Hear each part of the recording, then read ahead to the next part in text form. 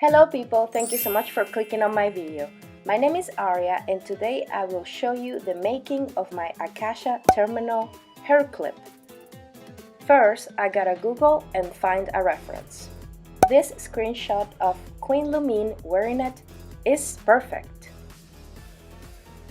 For this project, I will use craft foam and black Worbla. Craft foam can also be 2mm EVA foam. I sketched the shape of the Akasha terminal on a piece of paper, following the reference I showed you earlier.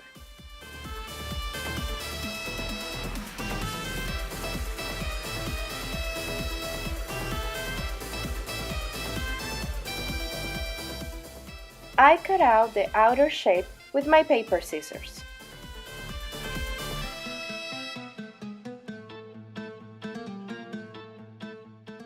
Then I compare the shape to the reference on my computer and I am very satisfied with how it looks. To make the pattern a little more durable, I covered the back and the front of it with masking tape. Don't worry, masking tape is see-through, so it works perfectly for this.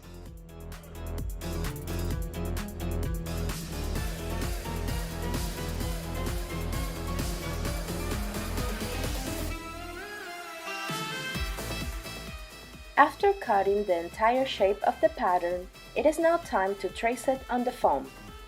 As usual, I recommend using a pencil and not a pen for drawing on foam. If you use a pen for this, you will stain your hands.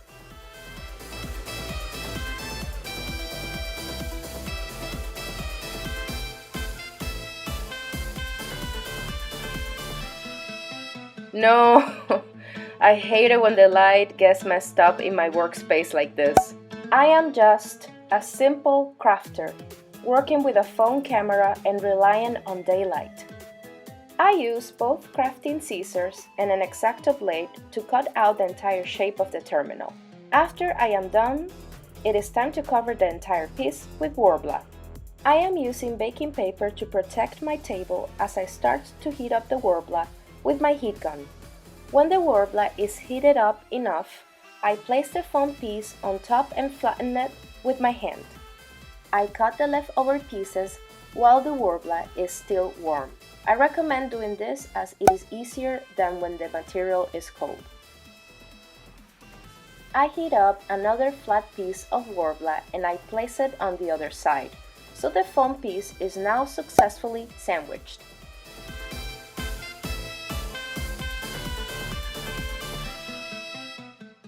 I use my sculpting tools to give the Akasha terminal more defined shapes.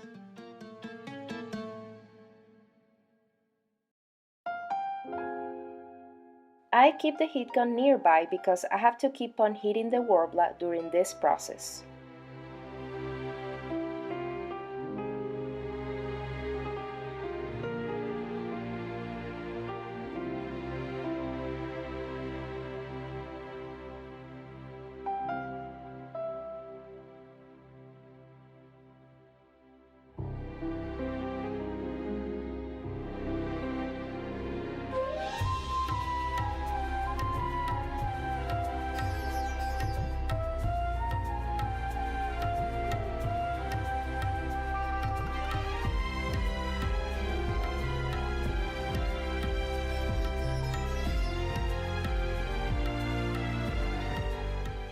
After I am done with all the sculpting and shaping, I bring out my Dremel tool so that I can sand the seams on the sides of the piece. I use my heat gun and sculpting tools again to make the piece more defined and smoother.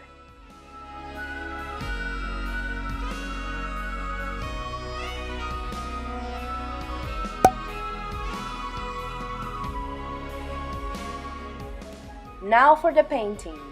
I use good old wood glue as a primer.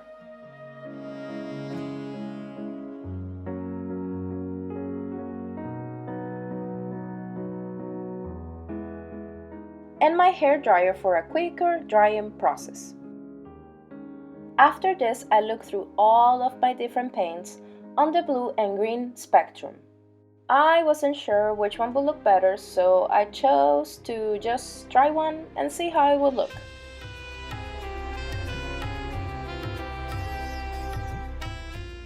I decided this first paint was too dark green, so I went for a lighter color.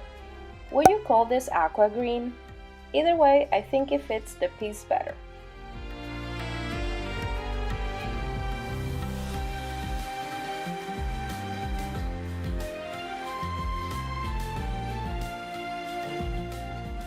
Okay, here it is after it dried, and it still got a little darker, but I like it either way. I decided to give the piece a glow with my iridescent pearl-like paint. Look at those highlights! By the way, if you decide to make this very niche accessory to wear with your Sumero character cosplay, please tag me or send it to me because I want to see it.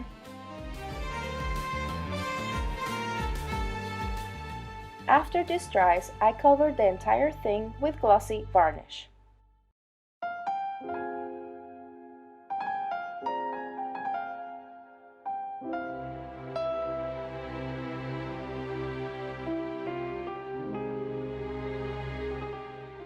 The final step is to add hair clips to the back of the piece.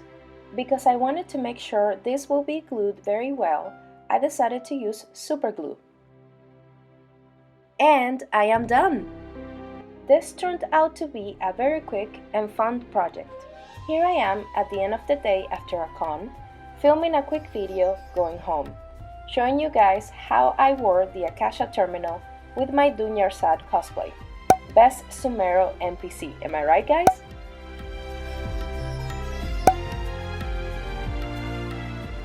Look at this lovely Nahida cosplayer I met when I wore Dunyarsad for the first time. Isn't she adorable? Like and subscribe for more cosplay crafting videos. See you next time!